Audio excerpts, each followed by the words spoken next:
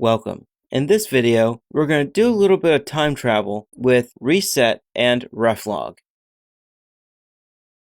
I'm currently in the demo Git repository, and I'm currently on master with nothing to commit since I have a clean working directory. Let's take care of that. In another line, I'm going to put updates in stage. So I did the git add to add that README file change to stage.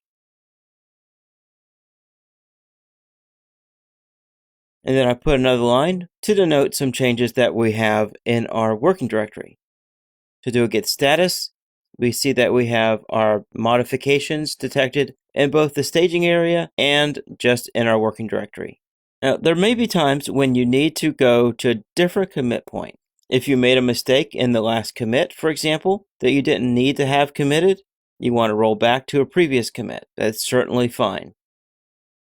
Do a git hist. You can see we have several commits to choose from.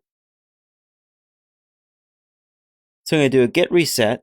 I'm passing in the commit ID that I want to reset to and the option --soft. And the reason I'm doing that, there are actually three distinct ways of resetting.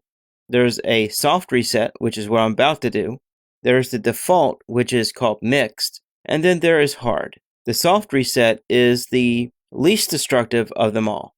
Basically, all it does is change where head is pointing. So let's try that out.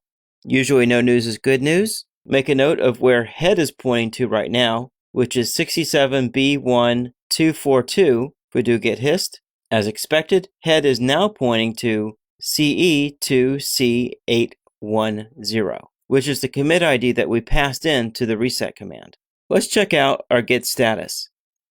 We have files that have been modified and in our staging area. That's what soft allows us to do, is simply change the commit ID that head is pointing to, which means it preserves the git staging area and our working directory. Effectively, we can back out our changes, make minor modifications to them, and then commit where head is currently pointing. Let's try this another time. I'm going to choose the commit ID 6AD74DF.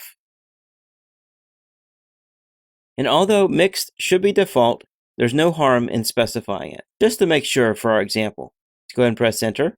Now what's interesting, it actually unstaged a number of changes. If we do a git hist, we can see that head is now pointing to 6AD74DF. If we do a git status, we have several files that have been unstaged and placed into our working directory.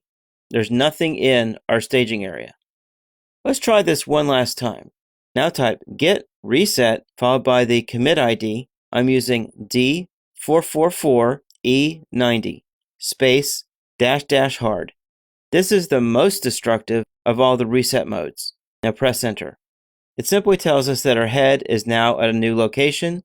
If we do a git status, we see that our working directory is now clean, which means any changes that were pending have been wiped out, along with anything that was in the staging area. Again, a hard reset is the most destructive type of a reset. Apart from the handful of changes we've made at the very beginning, we really haven't lost a whole lot.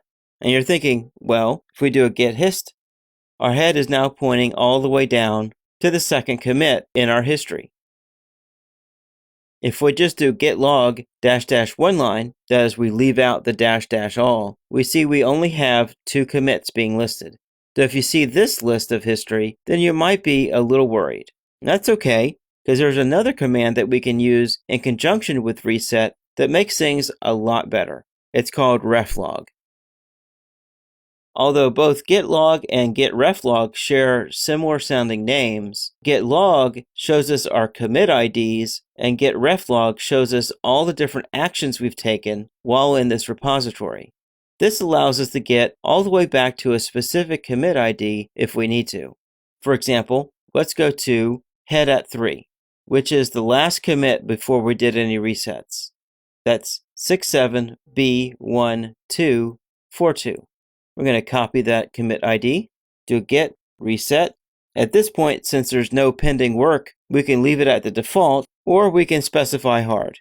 Then paste in our commit ID, and then press enter. We've now moved our commit ID back. Do git log one line. Looks like we have our history back again.